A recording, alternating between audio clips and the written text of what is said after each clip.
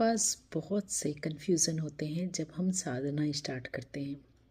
साधना में हम कंफ्यूज हो जाते हैं। हमें कहा जाता है कि ये रिचुअल्स करो, आसन रेड कलर का होना चाहिए, पूर्व दिशा में मुख करके आप बैठो, आप आपका जाप ऐसे होना चाहिए, आप इस मुहूर्त में इस समय करो।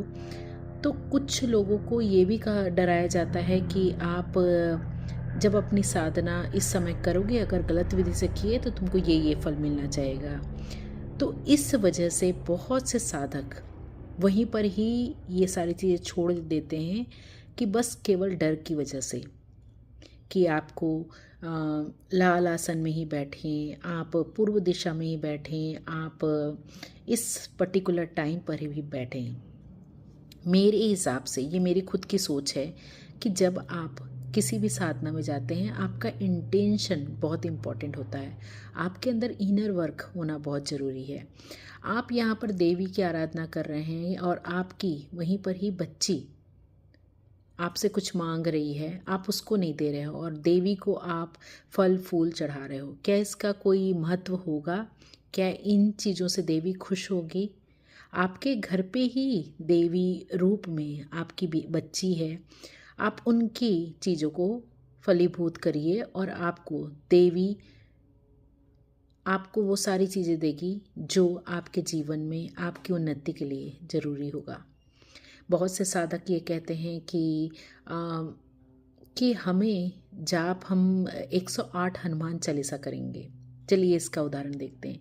अब वो 108 हनुमान चालीसा कर रहे हैं, नींद में कर रहे हैं, ठीक से हो भी नहीं पा रहा है, अचानक से उच्चारण गलत हो जा रहा है। क्या उससे अगर आप एक बार हनुमान चालीसा दिल से करें, क्या उसमें डिफरेंस होगा? ज़रूर उसमें डिफरेंस होगा।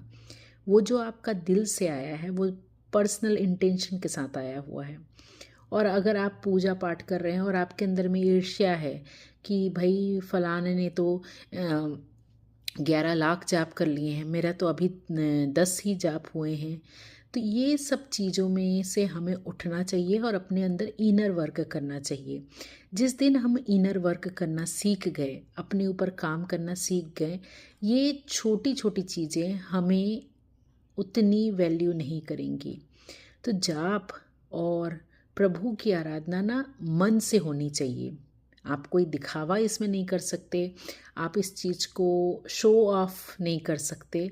ये आपका और उस प्रभु का, डिवाइन का एक इनर कन्वर्सेशन है, इनर आपका इंटरेक्शन है।